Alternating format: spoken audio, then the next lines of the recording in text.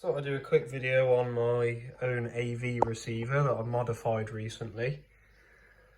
And just a recommendation for anybody else that has an AV receiver to look out for the main boards not having heat sinks on the DTS chips, because we're seeing at work quite a lot of these 2016 onwards Denon, Pioneer, Onkyos, Yamahas that are all developing faults with the DTS chips because they get hot and they're not heat sunk.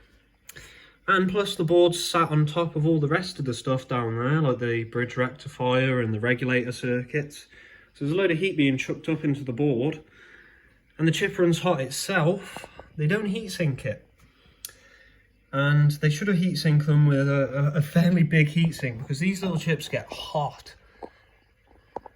And the symptoms are that you'll turn on the amplifier and there will be sound, or sorry, there won't be any sound, but the protection circuit will disengage.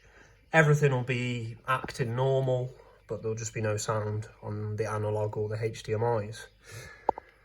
So, the way I've sort of hoped to prevent this, because I've seen a lot of these 515s recently, and the 414, the 616, they're all slowly starting to drop after 5 years, I believe, 5 years old, outside the warranty.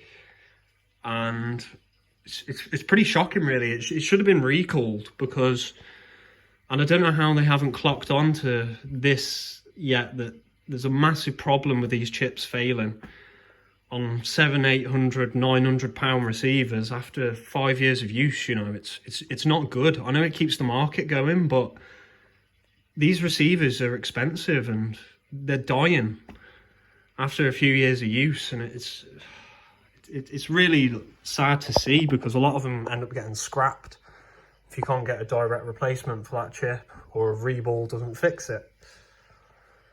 So what I've done is I've added a 120mm fan to the top over the main amplifier. I would have added it over the main board, but stupid really. The heat sinks I used are too tall and clash with the fan, so, but at least there's a nice big heat sink on there. I've just found a 5-volt source as well.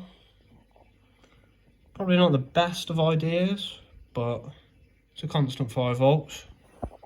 So, powers the fan. I haven't noticed any noise or anything coming onto the amp. So, and the fan itself, I've used foam to make it silent.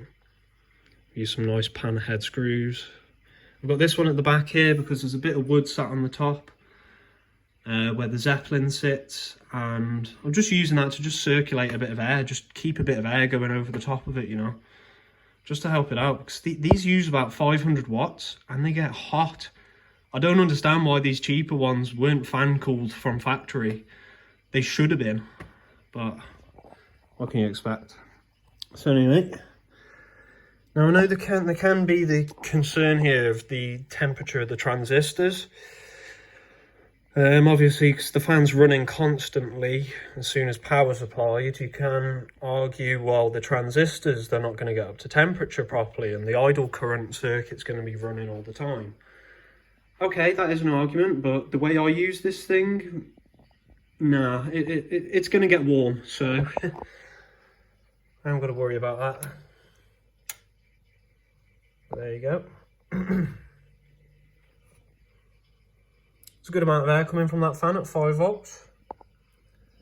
And these little chips will be cooling themselves a bit better than from factory, and hopefully this is going to work for a good few years, because I plan on keeping it for a good few years.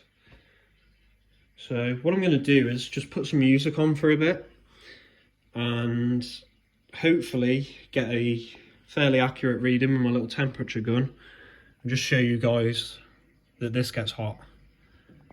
So hopefully I can show you that. The temperature gun isn't actually accurate enough, but it's because of the top case in it. It sort of picks up the aluminium more than the devices underneath it, but you can sort of get the general gist. I mean, it's not 23 degrees in this house, I don't think.